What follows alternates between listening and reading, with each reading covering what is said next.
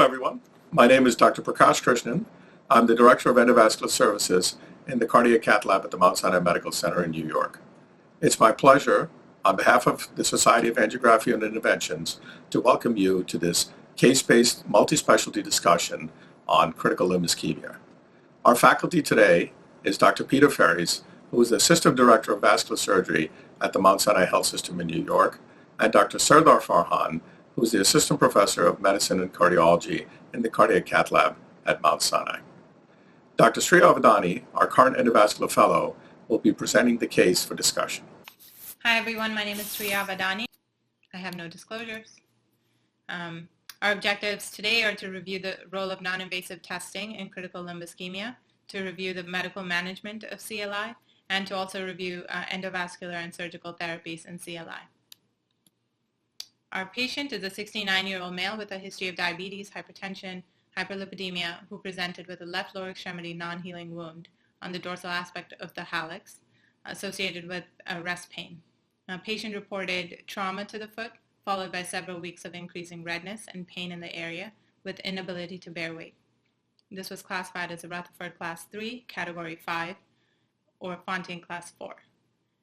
There was no drainage from the wound or fevers or chills. The Wi-Fi classification was 110. Additional comorbidities including prior history of smoking, known history of PAD, with right-sided popliteal endovascular intervention in the past, chronic kidney disease, and non-ischemic cardiomyopathy. He was on guideline-directed medical therapy for his comorbidities, and these are his labs on presentation. He underwent non-invasive testing, which revealed a moderately reduced ABI on the left lower extremity at 0.71 and a mildly reduced on the right at 0.86.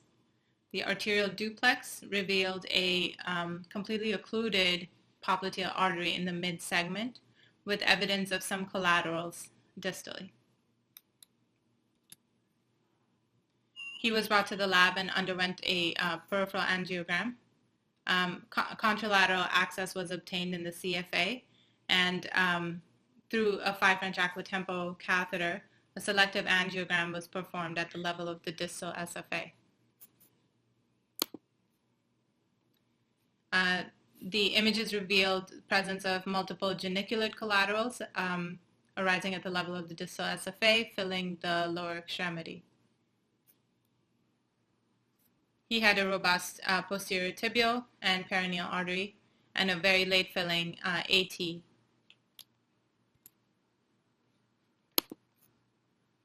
Foot angiogram was also notable for a robust posterior tibial and a late filling AT and perineal artery.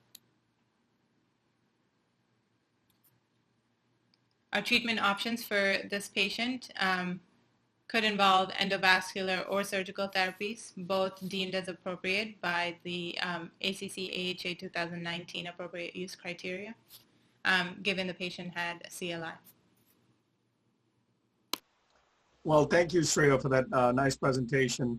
Dr. Ferries, Dr. Sardar, I mean, as discussion, this is a patient that all of us who take care of these patients are dealing with. What are the essential diagnostic modalities that you, Dr. Ferries, rely on for evaluation of these type of patients with critical limb ischemia?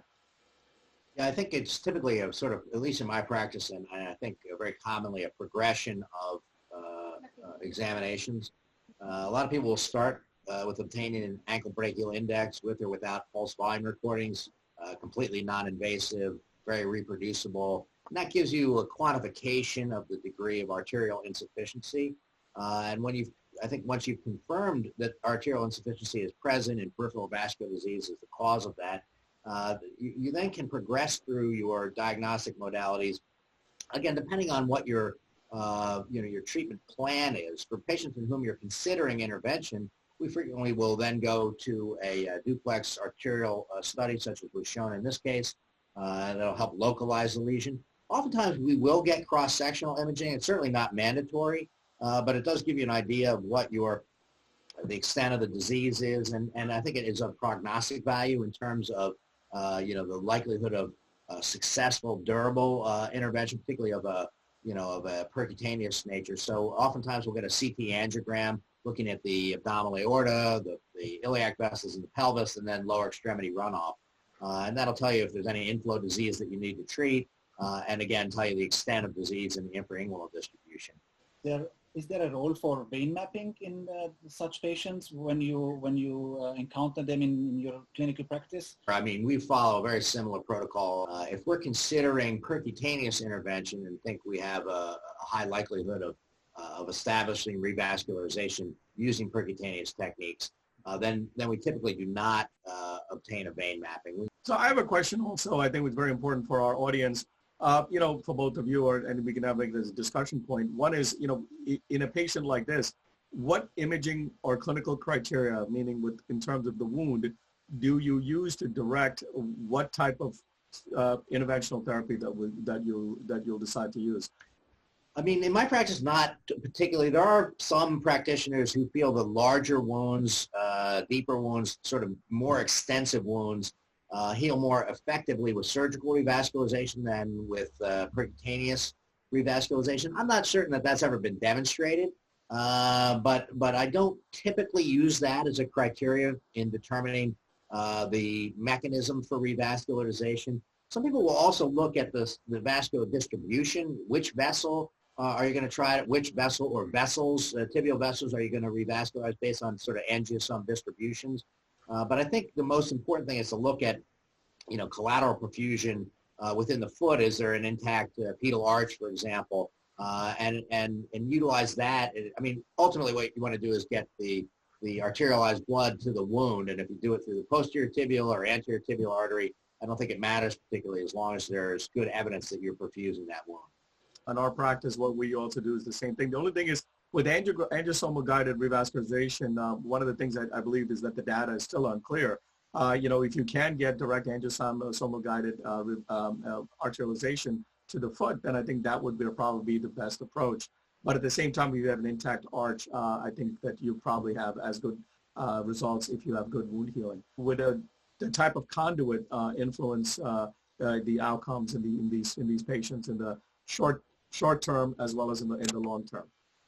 Yeah, no question. The conduit is of very important impact for surgical revascularization with, saphenous vein, healthy saphenous vein, undiseased saphenous vein, providing by far the best conduit. And that has a strong influence, especially for tibial artery bypass. And again, if the distal popliteal and the trifurcation are occluded, you're going to have to, direct your bypass and use your target vessel as a tibial artery. In this case, it looked like posterior tibial would provide a very nice target for surgical bypass. But the conduit has tremendous influence. Saphenous vein is the best. It's the most durable in terms of patency, long-term patency.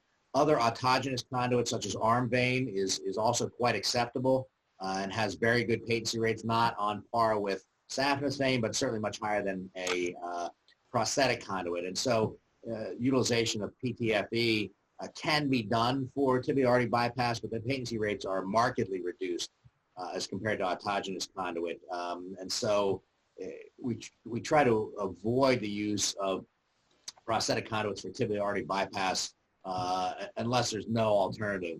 A patient who simply can't be revascularized percutaneously and has no autogenous conduit, we will, in a situation of a limb-threatening ischemia such as this, a non-healing wound with arterial insufficiency, then in that patient we would, as a limb-threatening, limb-salvaging mechanism, utilize prosthetic conduit, but it's really reserved as a sort of last resort. So, Dr. Farhan, a question to you. I mean, or to all of us, really. If we do decide to do endovascular, I mean, is there in terms of drug-coated technology and drug-coated stents, is there any data that's available that would suggest that one would work better than the other in this type of lesion and clinical presentation?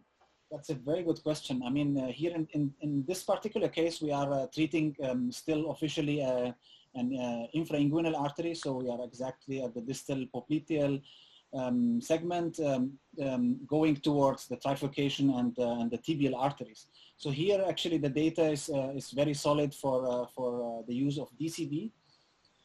In below the knee arteries, although there is now the evidence is accumulating that DCB might be an option for below the knee vessels. as of now, it's not recommended in the United States. And if you go below the knee, the tibial arteries, there are solid and very good data for drug-eluting stents like everolimus-eluting stents and sirolimus-eluting stents. One of the comments I'd like to hear is different access points, Dr. Ferries. There's a big craze for pedal access as a primary therapy for actually treating the patient versus, crossing the lesion. I mean, if you were as a vascular surgeon, because, you've actually touched and operated on these vessels, how are these, do these vessels react to our pedal access as a primary access site? And in this particular case, with that, given that challenging popliteal, would a below knee access be a primary access point? I think we have to be very cautious about using pedal and tibial access as the primary access for intervention. I think in instances where, and the reason for that is you do jeopardize the outflow vessel, and in a case such as this, where you have a non-healing wound, that's a limb-threatening circumstance, and if you take out or occlude or compromise the vessel leading down to the wound, the potential for healing is going to be impaired, and you may result in limb loss. So I think you've got to be very cautious about using that, particularly for performing the interventions themselves.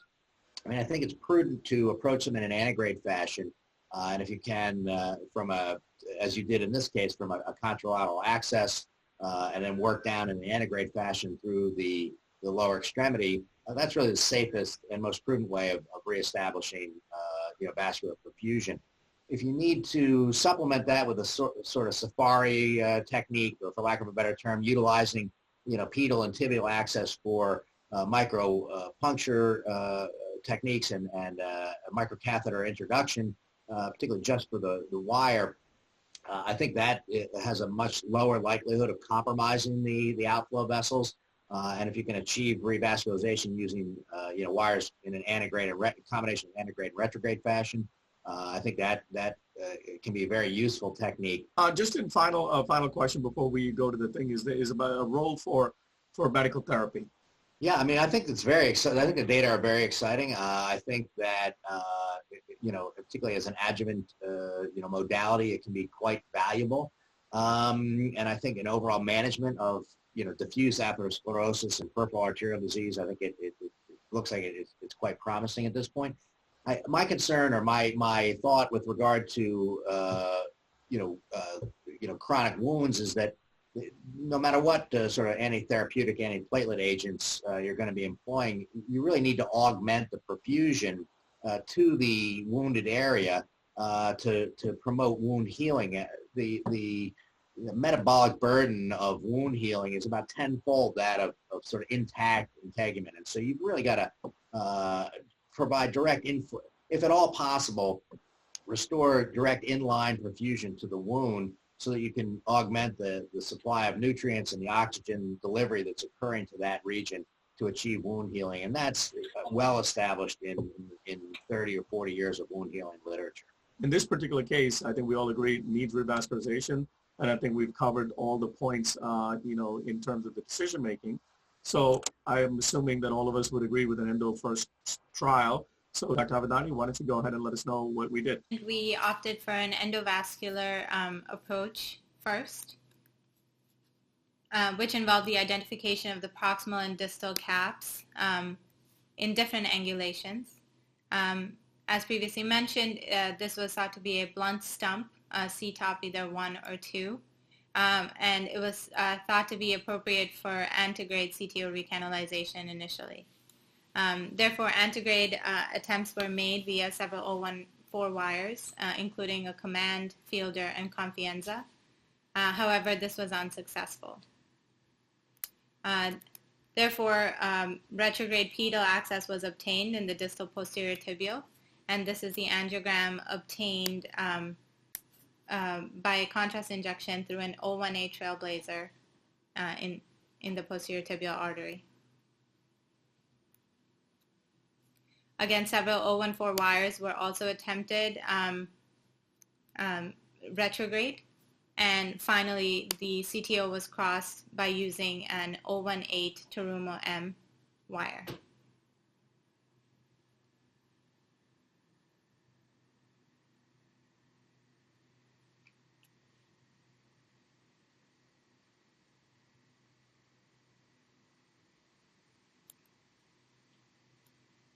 Once the wire had crossed, this was exchanged to a 014 wire that was externalized using a snare. And a drug-coated balloon was delivered antegrade across the popliteal.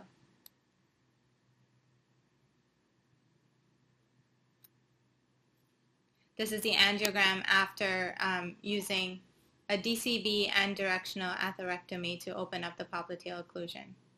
You see the reconstitution of the tibioperoneal trunk, and you see after a short AT CTO, the AT is also better visualized now.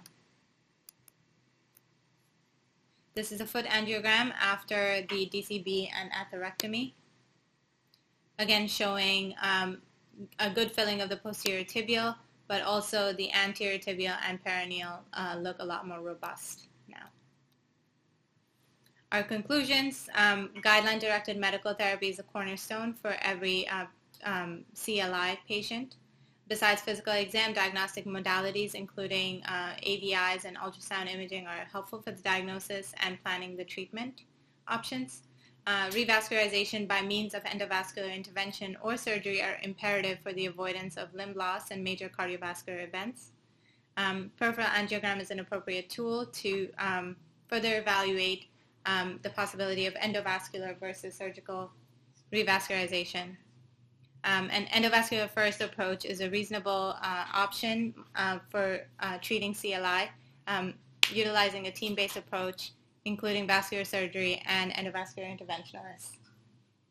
Pedal or tibial artery access is recommended as an adjunctive approach to facilitate lesion crossing rather than the primary access, and angiosome-guided direct revascularization is recommended if possible. However, achieving adequate inline flow to the pedal arch is the primary goal of revascularization in CLI. Vein mapping is recommended in case of the need for surgical revascularization as designated treatment modality to ensure the selection of appropriate conduit with high rate of patency.